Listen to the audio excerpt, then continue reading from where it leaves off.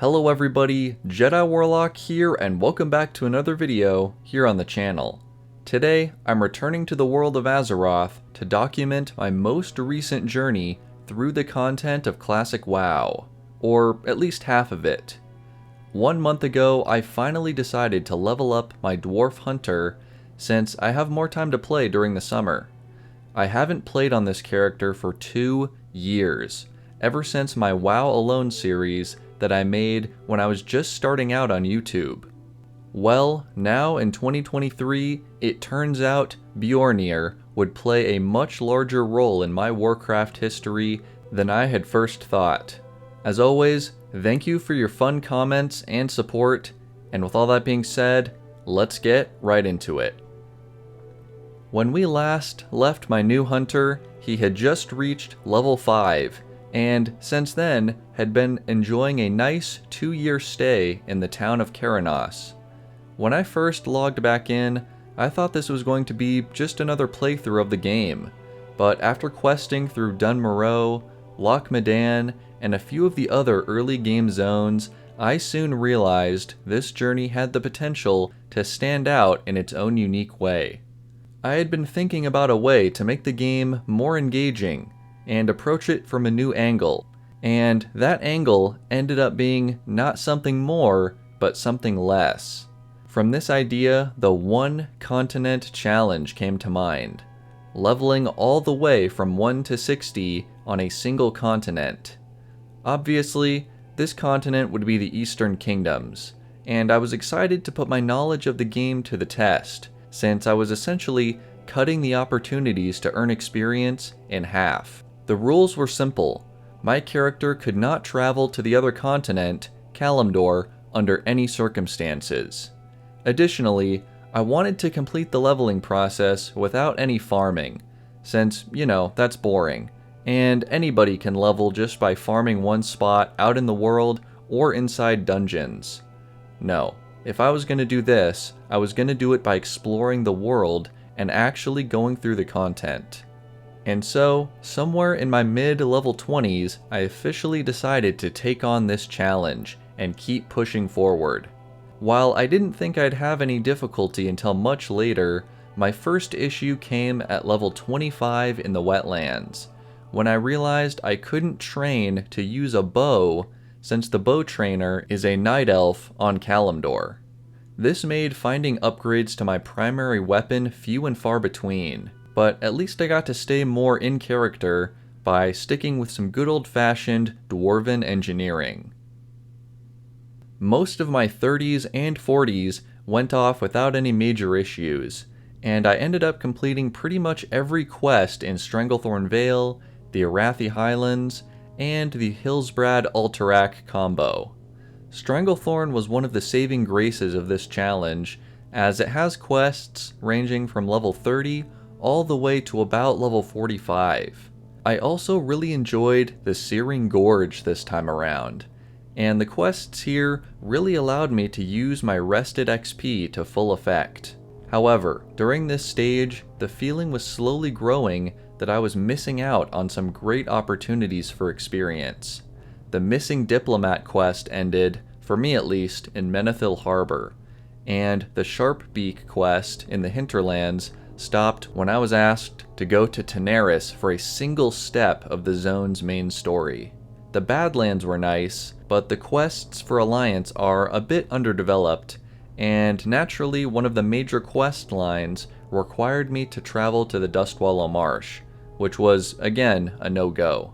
These weren't problems by themselves, but as the levels ticked by and my quest log got shorter and shorter, I was beginning to wish for Feralus, Tanaris, and yeah, maybe even Felwood. Level 47 was when things went from pretty good to danger zone real quick. I was running out of quests, and the level 50 zones didn't really have their quests opened up yet. The challenge might have ended right there, but by sheer coincidence or luck, the Midsummer Festival happened to be going on. That meant I was able to take a couple hours and visit all of the summer bonfires in the Eastern Kingdoms to earn a nice chunk of XP, one of the main factors in me hitting level 50. This might be a questionable method of progressing in this challenge, however, I prefer to think of it as using all possible resources of personal gain on Azeroth. Crossing this new horizon, I decided to try my luck with the Western Plaguelands, but found none of the quests were available for some reason. I had a little more success in the Burning Steppes, but only Aurelius the dwarf was kind enough to give me some quests to do. Walking across the burned ground, I found myself fighting red level mobs, and surprisingly, coming out on top most of the time. As an experiment, and frankly, because I was out of options, I ventured into Black Rock Depths, a 5-person dungeon completely alone, to capture 20 Dark Iron fanny packs. I guess this is like an episode of WoW Alone after all. I resorted to absolutely disgusting means to get this quest done. Feigning death, kiting, leaving the instance, you name it. But after a couple of deaths and hitting level 51, I was able to finish it. From here, I checked back at Chillwind Camp and wow, still no quests.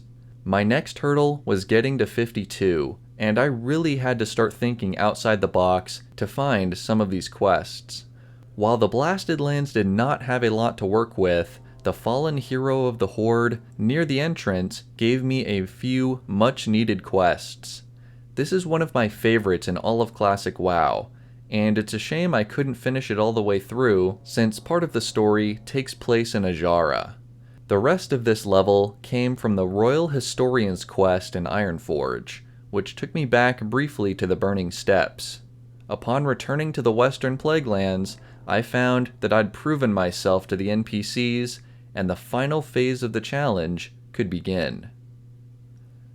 Western Plaguelands was doable, and the Anderhall quests, along with the Plague Fields, were the bread and butter of this zone for me.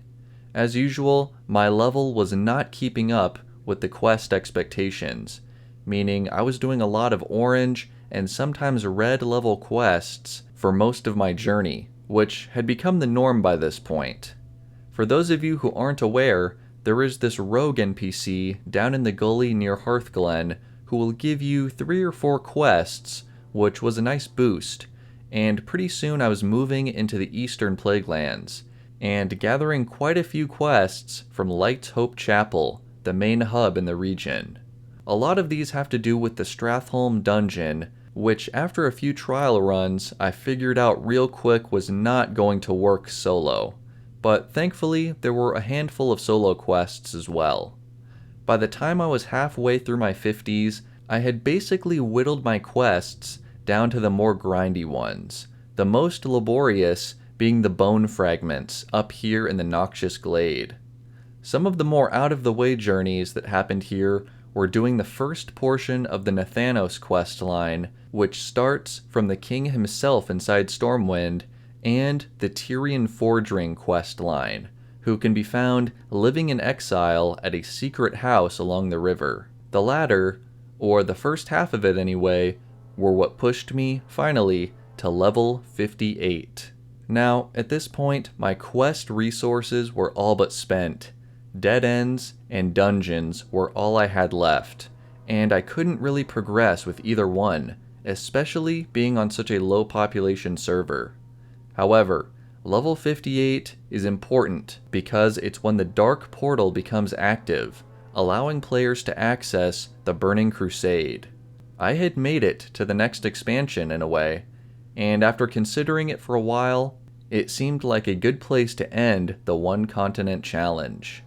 Getting all the way to level 58 with no farming still felt pretty good to me as an enjoyer of the quests and world of the game, and I'm satisfied with my progress for the time being. It's fun to see what one change to your gameplay can do to make you think about the journey in a whole new way.